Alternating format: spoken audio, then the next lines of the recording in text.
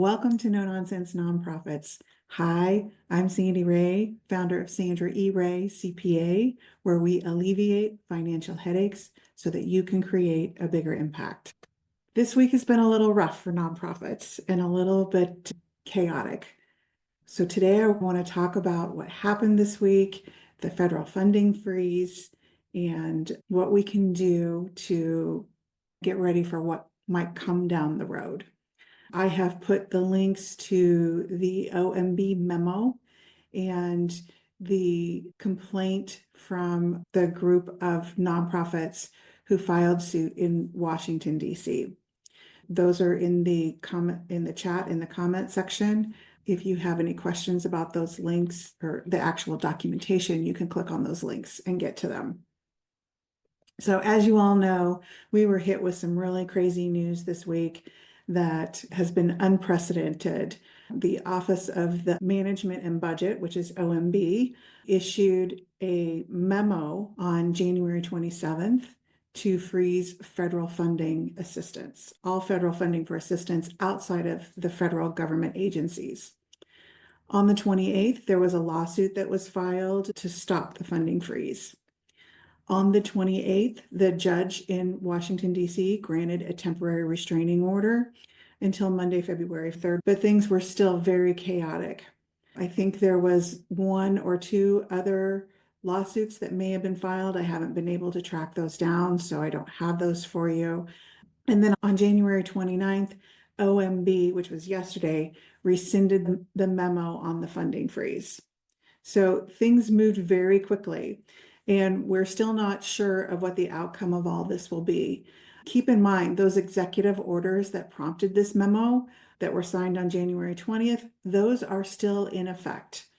And so I want to talk about a little bit more detail of what happened and what we should be doing now to prepare for what might happen. So first, I want to talk about the memo a little bit.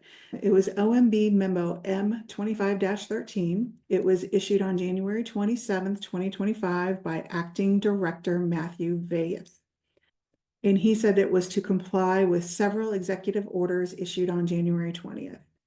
The key provisions were a suspension of federal grants, loans, and financial aid effective on January 28th at 5 p.m. Eastern. Now, this included nearly all federal assistance programs except for Social Security and Medicare. They did carve that out. And that the federal agencies were instructed to review and align programs with administration priorities. The immediate impact of the memo would be a halt on any new awards of federal funding, a freeze on disbursements of federal funds to open awards, and potential cancellation of previously awarded grants. Now, there was a petition, a lawsuit that was filed on January 28th in U.S. District Court to set aside the memo. The plaintiffs were the National Council of Nonprofit Organizations, American Public Health Association, Main Street Alliance, and SAGE. The defendants were, of course, the Office of Budget and Management and the Acting Director, Matthew Vaith. The lawsuit alleged that the memo was a violation of the Administrative Procedures Act, APA, that the memo was arbitrary and capricious. There was no justification for halting the program funding while conducting a review, and that OMB failed to consider the reliance of recipients on funds that were already awarded. They also stipulate that OMB exceeded their statutory authority, that OMB does not have the legal authority to unilaterally suspend all federal assistance programs. The lawsuit also stipulated that this was a First Amendment violation, that the OMB was targeting programs based on political viewpoints and chilling free speech and association rights. The final agency action, the memo qualifies as final agency action under the Administrative Procedures Act, and that it is subject to judicial review, and that judicial review did not happen. The practical and legal impacts of the memo The immediate impacts to harm the plaintiffs, the nonprofits face severe service disruptions and funding gaps. Small businesses reliant on federal grants face financial instability or even closure, and public health initiatives are jeopardized, impacting vulnerable communities. And the broader impact, they state, is the nationwide disruption of critical programs, including environmental and social projects. And it sets a precedent for unilateral executive action undermining the statutory process. Now, the relief they were seeking from the judge was a temporary restraining order to prevent the immediate implementation of the memo, which they did get, a permanent injunction, which would prohibit OMB from enforcing the memo entirely, and then a judicial declaration that OMB's actions were unlawful under the Administrative Procedures Act and the Constitution. As we all know, the OMB rescinded the memo, and that happened yesterday, January 29th. And my source for what I'm going to go over right now is the New York Times. So according to the New York Times, Matthew Vaith was quoted as saying, if you have questions, and he's talking to these federal agencies, if you have questions about implementing the president's executive orders, please contact your agency's general counsel. So basically, he's leaving up to each agency's general counsel to interpret the executive orders on their own. The White House press secretary, Carolyn Leavitt, is quoted as saying, this is not a rescission of federal funding freeze. And about the federal funding freeze, she says, this remains in full force in effect and will be rigorously implemented. Also in this article, it talks about there are 4 states that say they currently do not have access to their federal funds through the payment management system. That's Arizona, Colorado, Rhode Island, and New Jersey. So while we have a moment to take a breath, this is not over. So I'm going to recommend that we take some steps now to try to help us get ready for what's coming. And the first thing that I would recommend, obviously, is to do an assessment of the impact on the freezing of federal funds or the elimination or delay of federal funds coming into your organization. So we're going to conduct a funding analysis. We need to identify all the federal grants, loans, and financial assistance that you're receiving right now.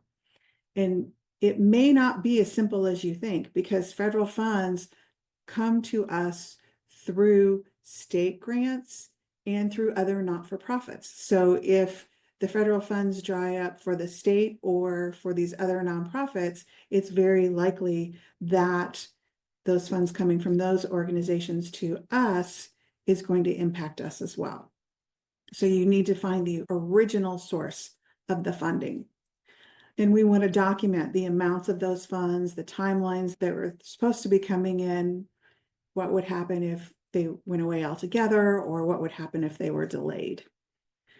What specific programs are at risk? We need to evaluate each of the services and projects or operations that will be affected within our organization. And we need to prioritize essential services and explore temporary adjustments. So that's all leading up to preparing a contingency plan. Identify alternate funding sources. Explore grants from private foundations or corporate sponsors. If you're going to explore grants from states, be sure that they are awards that are not coming from federally funding sources. And then launch an emergency fundraising campaign to sustain your critical programs during any type of funding freeze. Obviously, reducing costs. Implementing temporary cost-cutting measures, such as delaying non-essential expenditures, or maybe even restructuring your operations, depending upon how much you could be impacted by the changes that are coming. And then, do you have reserves? Do you have adequate reserves, and for how long? And as a board, discussing how deep do we want to dip into those reserves? are we going to do a combination of fundraising, reducing costs, and dipping into reserves? And what does that look like? The other thing that I recommend that you do is communicate with your stakeholders. Update your staff and your partners, employees, volunteers, partners in other organizations that you work with and do collaboration with. Let them know what's going on with your uncertainty in your organization due to funding. That you can work together to help keep things going. Let the beneficiaries know what's going on. Explain the potential impact that could have on the services that you're providing because you're relying on federal funds.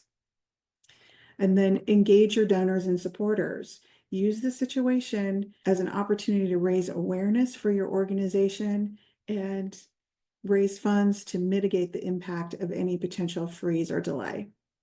You may also want to document and quantify the harm that this has taken on your organization. So collect any evidence of the disruption. You may want to collaborate with other advocacy groups, join or support a lawsuit, or work with the coalitions to restore funding. You may want to advocate for transparency and legal compliance, getting clarity from the federal agency who is the source of the funds and pushing for accountability by them. And you want to strengthen your advocacy and public messaging. We want to raise public awareness. So use your media platforms, anything that you have available to you to highlight any negative impact that this may have, and just bring awareness to the situation, because I've talked to some people who don't understand how big of impact this $3 trillion that was potentially going to be frozen has on our economy. So I just want to say, in wrapping up, things are moving quickly, and we will do what we can to help you stay informed. In the meantime, assess your organization, make a contingency plan, and communicate with your stakeholders. I hope this was helpful. And if you have any questions on this or other topics, please put that in the comment section below. Of course, we always appreciate your likes. And I want to thank you for joining me today. Remember, creating a bigger impact starts with stopping the nonsense. If you're dealing with nonsense in your nonprofit, we'd love to help you cut through the noise. And this week has been a lot of nonsense. Thank you all. Have a great day.